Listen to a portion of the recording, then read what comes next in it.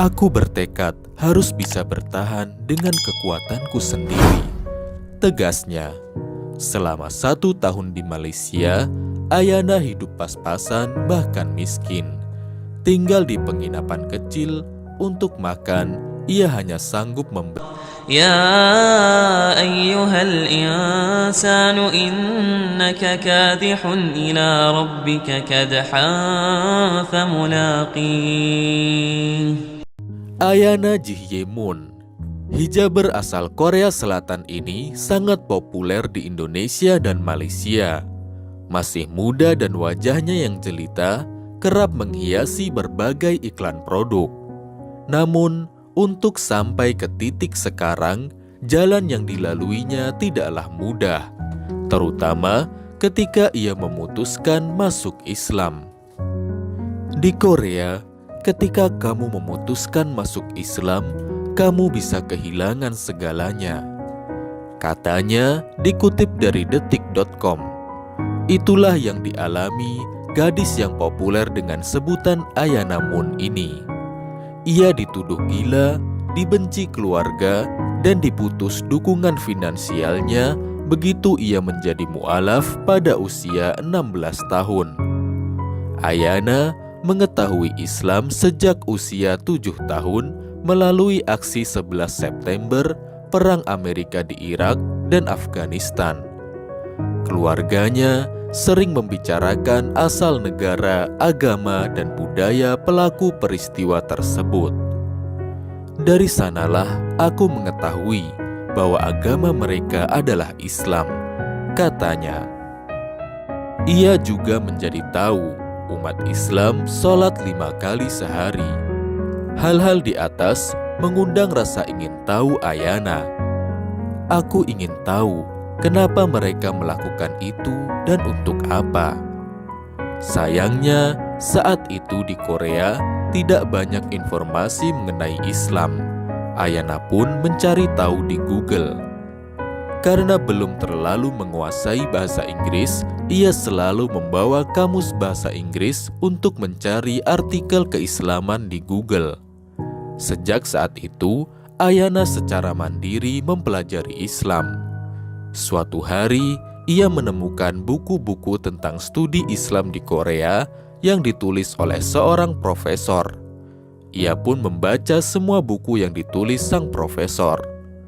Bahkan, aku mulai mengikuti acara seminar atau kuliah umum yang menampilkan profesor tersebut sebagai pembicara, kata Ayana. Setelah bertahun-tahun mempelajarinya, ia memutuskan memeluk Islam. Bagiku, itu tidak terlalu sulit karena aku sudah mempelajari bertahun-tahun dan aku memahami konsep Islam, katanya. Ayana terlahir dari keluarga kelas menengah atas. Ayahnya, kata Ayana, cukup berpengaruh di dunia politik. Kakeknya pun sosok berpendidikan tinggi dan berpengetahuan luas. Salah satu dari pamanku bahkan sempat berbisnis di Indonesia, ujarnya. Ayana menurut pengakuannya juga dikelilingi orang-orang elit. Dengan lingkungan seperti itu, aku bisa mendapatkan prestasi yang baik dan masa depanku terlihat cerah, katanya. Namun, sejak masuk Islam, kehidupan Ayana berubah total. Ia menjadi bagian dari sebuah kelompok minoritas di Korea. Setelah masuk Islam, aku selalu membayangkan tentang apa yang dipikirkan orang lain tentang Islam, katanya. Ia sering mendengarkan komentar-komentar buruk tentang Islam. Ia lantas berpikir, mungkin begitu pula kebanyakan orang Korea memandang dirinya. Komentar-komentar itu ternyata menyakitiku, kata gadis kelahiran 28 Desember 1995 ini. Menjadi seorang Muslim di Korea, Ayana mengutarakan punya banyak tantangan dan kesulitan. Teman-temannya menuduhnya gila. Kedua orang tuanya pun sebenarnya tidak menyetujui pilihannya. Mereka khawatir aku akan kehilangan banyak hal jika menjadi seorang muslim, kata Ayana. Namun tekad Ayana sudah bulat.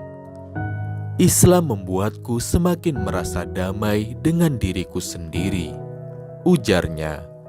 Perasaan itulah yang mendorong dirinya ingin memahami Islam sepenuhnya. Tapi hal itu tak mungkin tercapai di Korea. Ayana berniat hijrah ke sebuah negara Islam.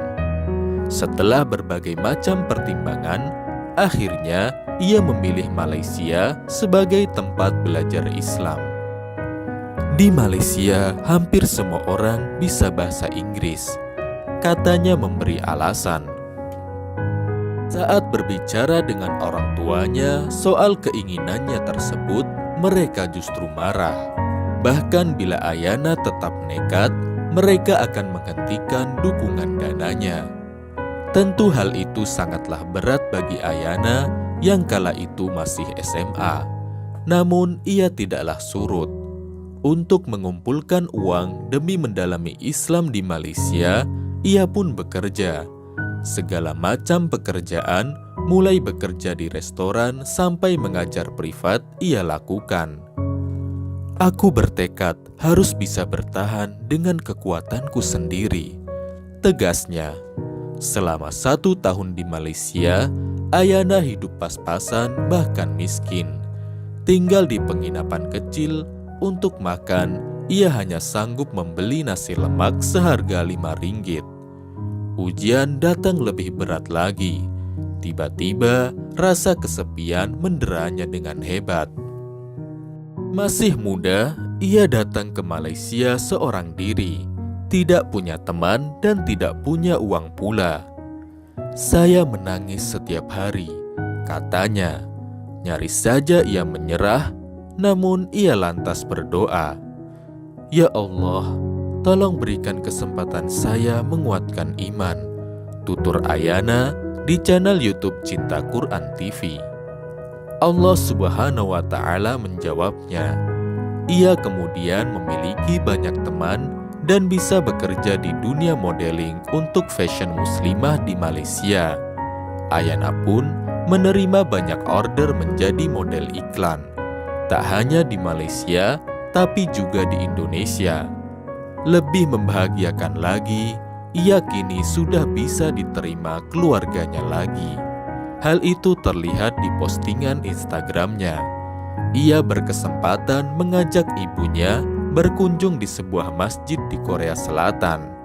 Bahkan adik laki-lakinya mengikuti jejaknya menjadi Muslim. Alhamdulillah. Selamat untuk Ayana. Semoga Allah terus menguatkan. Amin.